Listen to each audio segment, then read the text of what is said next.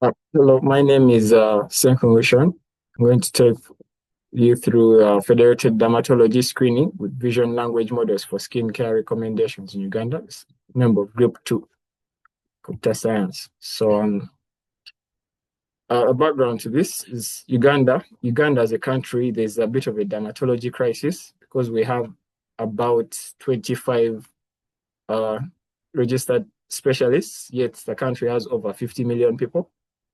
And there's a very high rate of skin diseases. So you can see that there's an issue there. One of our key terms is federated learning, which is basically where you have the a global model that's sent to all these local devices to train on local data. And they only send back the updates, but they don't send back the data. So you maintain the user's privacy. Then we have large vision models, which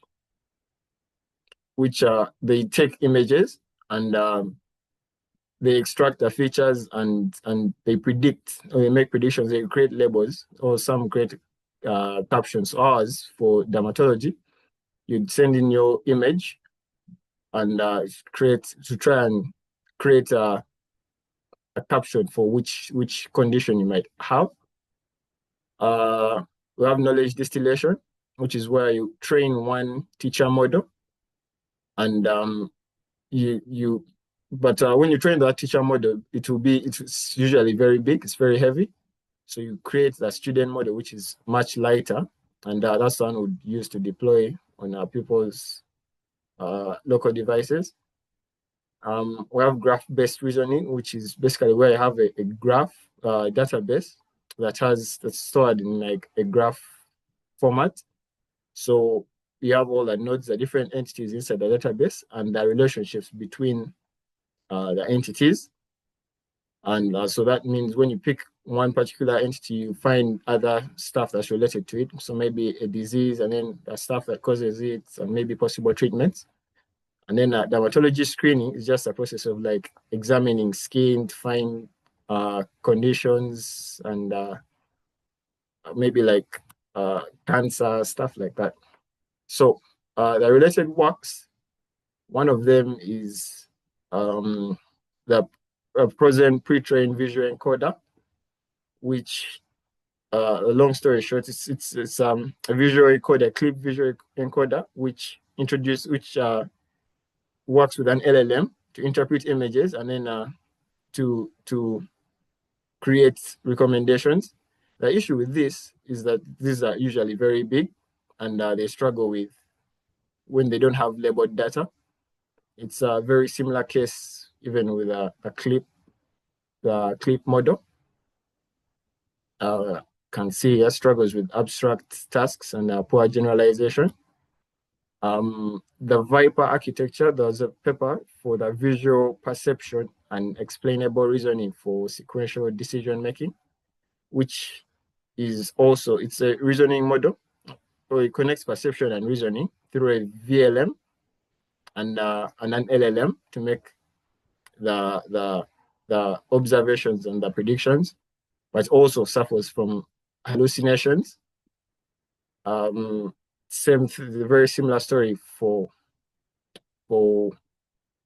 the pivot LVM. Then the domain application or domain computational problem. Within Uganda, we have all these models generally are trained on certain skin colors. You have white people where it's very rare that you have the data sets that are that cater for darker individuals. So that's where this model would come in.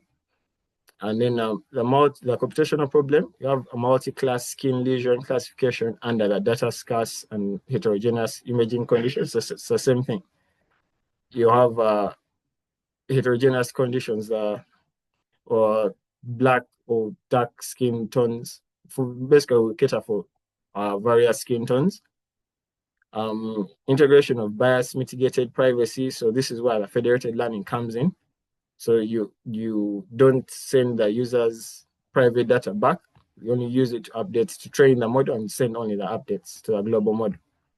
And mobile optimization for low resource settings, because in Uganda, we have very few resources and we want it to be optimized to move on local devices, mobile devices.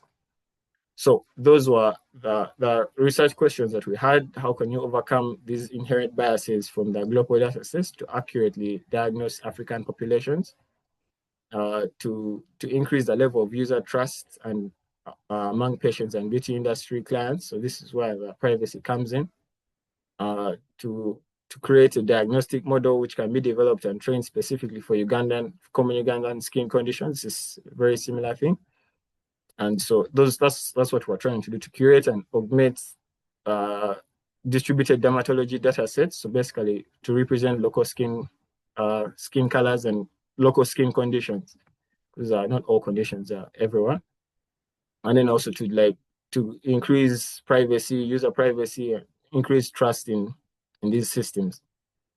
So we developed, at the end of this, we developed a skin diagnosis system based on the CLIP model, which actually achieved a 67% accuracy and a 61% FID score. We also created and curated a distributed dermatology set. Basically, we had the data set with a dark skin color. We built an explainable AI module producing GradCam heat maps. We'll see this later on, to visualize the regions. And then we created a knowledge distillation pipeline that compresses the global LVM into lightweight models that can be deployed on Android smartphones. This was to encourage basically the mobile optimization part of the project. So the general architecture that we have the training phase, or you start with a training phase for the model, where you create the model and you use the federated learning bit of it. You give the local versions of the model on the devices, on people's local devices. You train on the local data, or maybe images of people's conditions, and then they update the weights, and those weights are then sent back to the global model. And this goes on for a few epochs until you reach an acceptable state. So that's where you'd say the training phase is done. And then you move on to knowledge distillation, where now this teacher is used to train a student LVM that's going to be lighter, but still tries to maintain the accuracy.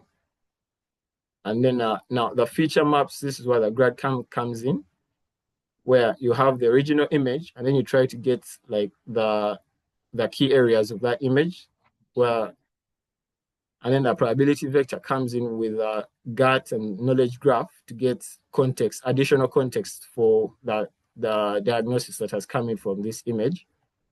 And when you feed that into the LLM, you can make more accurate diagnoses and recommendations for the skin conditions.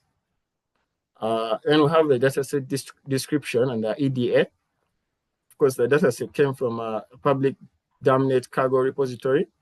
It had 23 disease classes, and it showed class imbalance, red channel bias, and by model image sizes. To address these, we use GAN diffusion, augmentation, weighted sampling. We'll see this.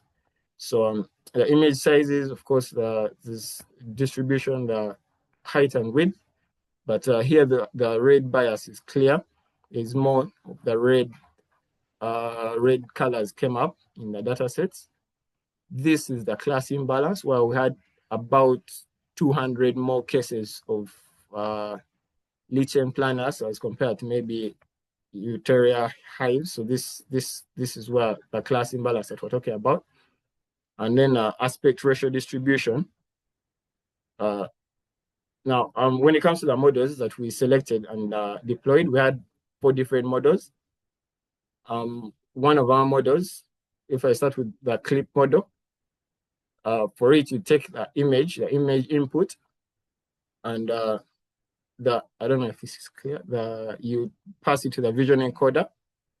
So a vision encoder, would convert the image into patches, and the patches are passed through the transformer layers so that you analyze each patch and you find patterns within.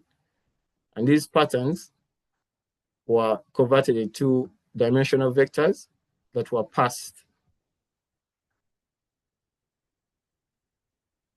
them right through here. And then the clinical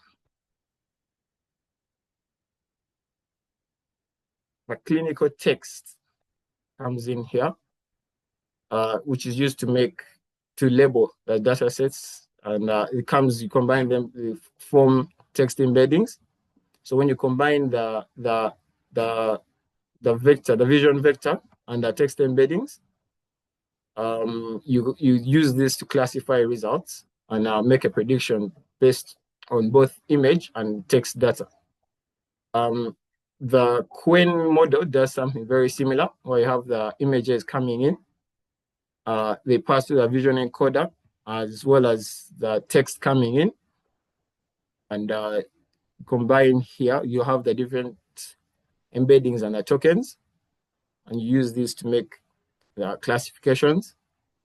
The Florence architecture does something similar as well. You have the vision, text, they all pass through.